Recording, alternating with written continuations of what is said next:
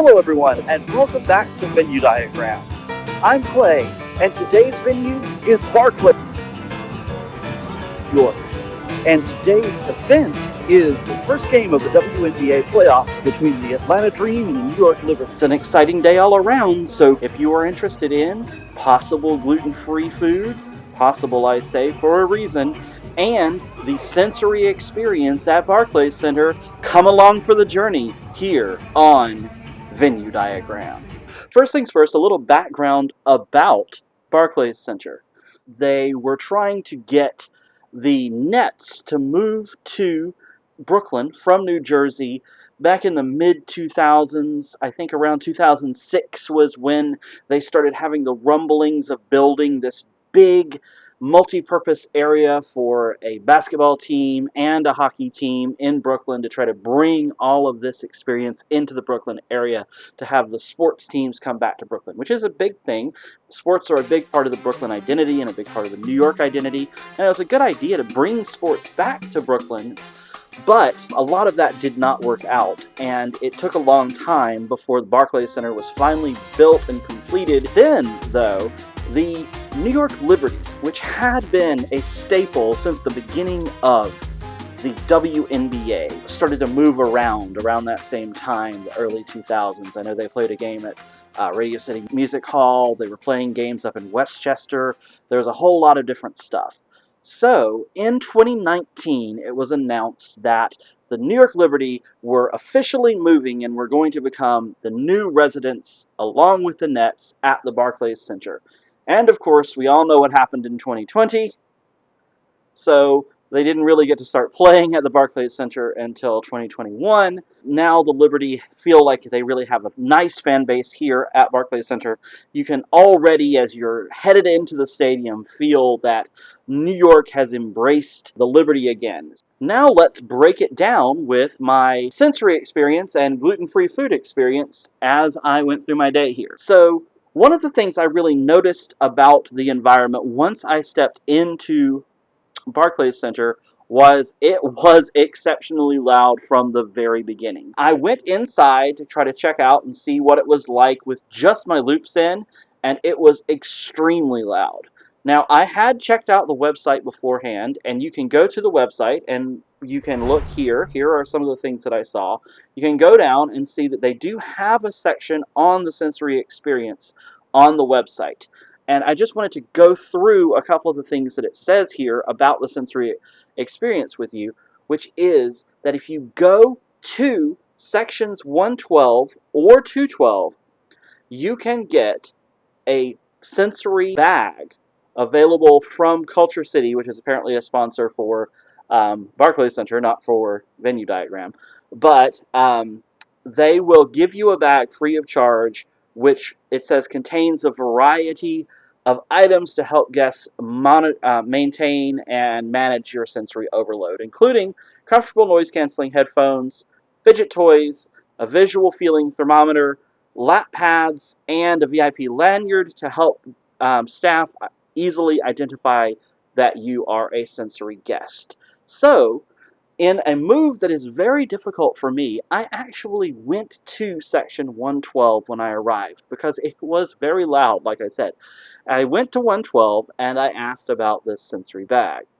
And they did have the bags. They got it out. They showed it to me. I gave them my ID, which is fine, signed out for the bag, and instead of giving me the bag, they gave me just the headset. I guess I maybe could have asked for the whole bag. I don't know. I didn't do that. I just took the headset. I was happy with the headset. The headset was great. I wore the headset for the rest of the game. The headset did a fantastic job of canceling out the sounds of the game. Well, I heard the sounds of the game, which you want to hear, but canceling out the just cacophonous other noises.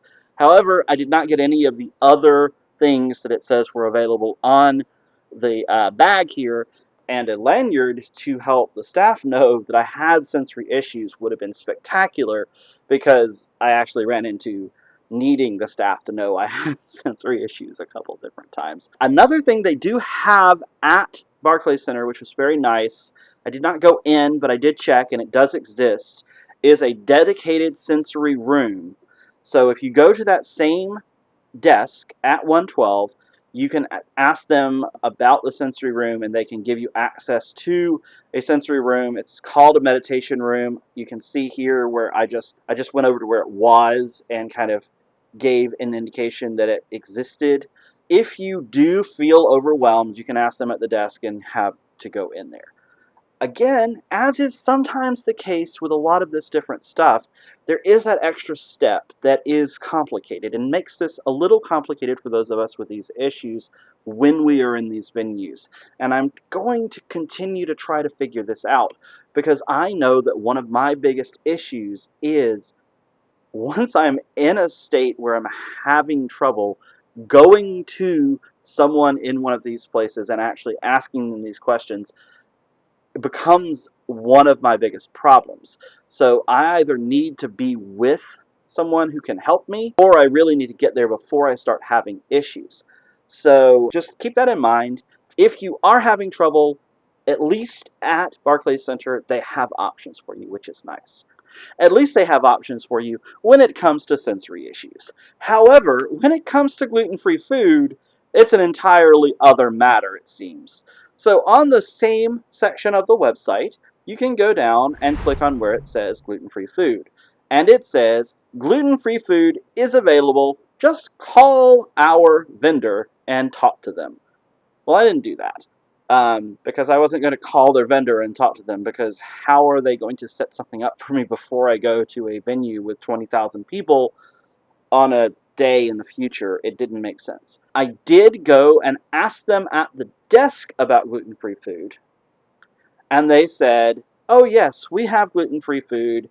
It is, they might have a bun over at the Dodgers dogs stand. What they did not have at this place right here is gluten-free buns when I asked them about it. They also did not have a dedicated fryer for gluten-free fries or anything I could eat there. So I was once again in the let me get a Coke Zero, well in this case a Pepsi Zero, because Pepsi was the primary sponsor of Barclays Center, and a bag of chips. So Barclays Center on gluten-free food was a complete whiff, possibly the worst experience gluten-free food-wise so far here on Venue Diagram. If you're liking the videos so far, please like them, subscribe, comment down below, share with your friends, do all that fun stuff. We'd love to get these videos out to more people who might have sensory issues, gluten-free, or if you just like to hear me ramble and rant. In the future, I'm thinking about going on more adventures as I start up a new series, which may be I do things that I've never done before. Moving into the game itself, it was really exciting to actually watch a WNBA game. I watched plenty on TV. This is my first in-person WNBA game in my entire life, and I loved it. I had great seats. They were right down here, very near the court, right behind the Atlanta Dream bench, and you could see everything that was going on. They were strategizing, but the Liberty team was just so much more in sync. You can see the passing, the cuts, the to the basket moves. Um, Everybody just had this whole team atmosphere in place. I'm hoping the Dream can get things together and build things up and build things up for next year. I know they just barely made the playoffs this year, whereas Liberty are hoping to win the championship. In the meantime, though, if you have never been to a WNBA game and you have any interest at all, I recommend going. The basketball is fantastic, the athleticism is fantastic, and just the way that the skills are on display is great to see. So, moving on to what I liked and disliked about the venue, my three biggest dislikes and my three biggest likes. Those three biggest dislikes, well, you can guess what the biggest one was, which was the complete lack of any gluten-free options whatsoever. That really threw things for a loop. Um, I don't know what else to say about that. There was nothing. There was no good option. It was really frustrating. I was very hungry. It did not work out. Secondly, and this again has been a problem for almost every visit so far, is that the website is out of date or inaccurate. Please, sporting venues, other venues, museums, national parks, whatever you are, please update your website. People need to know the information that is accurate about the place that we're trying to go, especially if it's about these types of things, like if we need special kinds of food or we get freaked out by noise and sounds and lights. Also, that's the third thing. When you are having this entertainment between the game, it's amazing. I love the dancers, love Ellie the elephant getting out there and breaking it down on the field. You can see that right here. There's a lot of really exciting, fun things going on out there. Ellie the elephant took over for Maddie the dog, as Maddie was for Madison Square Garden, the original Liberty mascot. Ellie is now the Ellis Island elephant who's crossed the Brooklyn Bridge with the rest of the team here, which is a really great homage to some real history here in New York. However, when you're doing these things, again, it doesn't have to be the loudest thing on the face of the earth. It was so loud that I could barely hear it through both my noise canceling headset that was given to me by Barclays Center and my own loops, which I had on inside of those in my ears. And also, I had my sunglasses on because the spotlights and things that were throwing light all over the place just continuously decided to throw light into my eyes. So that is my number one dislike about what was going on at Barclays Center. And I know that this happens at particularly basketball games all the time. Every time I've been to anything inside of a basketball type arena, this happens.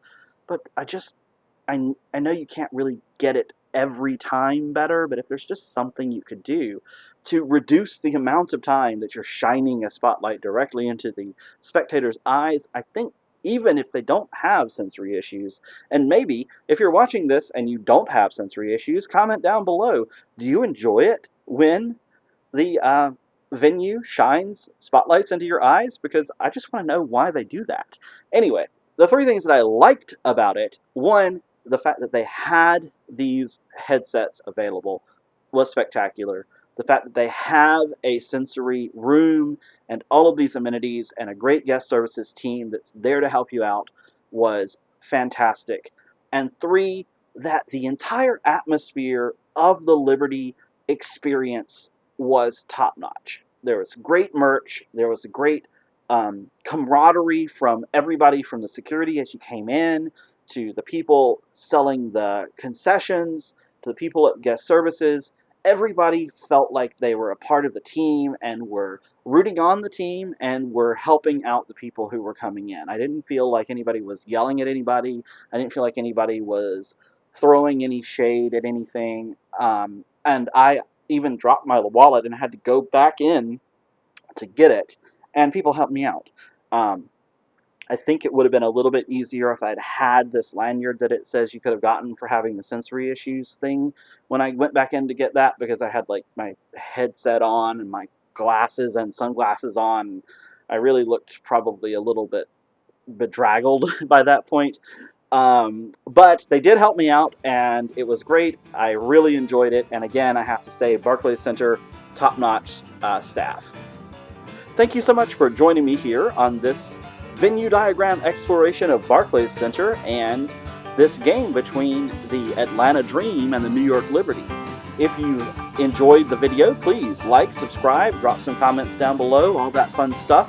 And join us next time as we hopefully take on another iconic venue from somewhere around the city or around the world. And until then, keep on trucking.